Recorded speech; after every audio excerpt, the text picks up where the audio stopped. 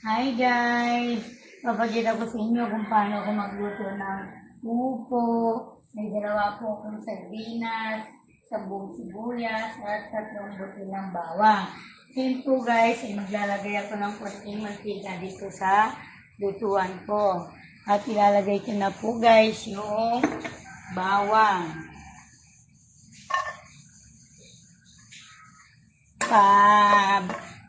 I-brown po natin yung yung bawang bago natin ilagay yung sibuyas.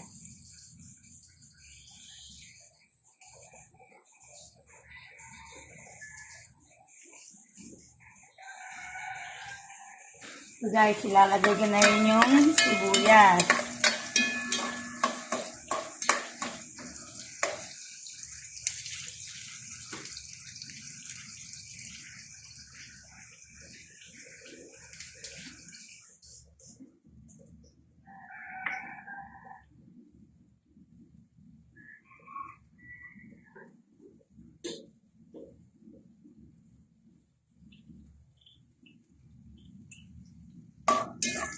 So guys, magbabrown na yung sibuyas. Ilalagay ko na po yung 2 sardinas.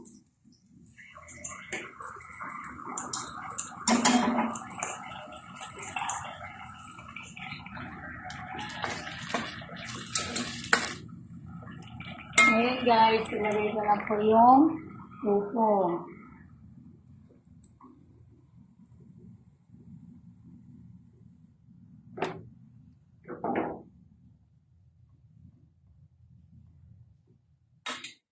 At maglalagay na rin po tayo guys ng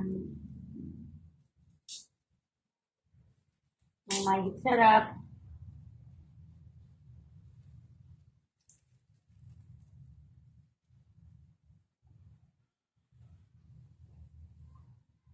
At konting asin.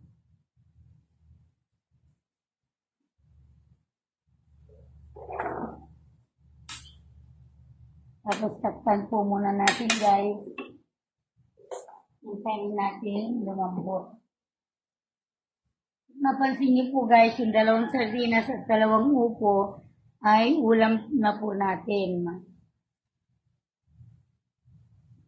O, lumambot na ito guys. Titikman ko na lang po guys ng kung tama na po yung lasa. O, ayan na guys, masarap na.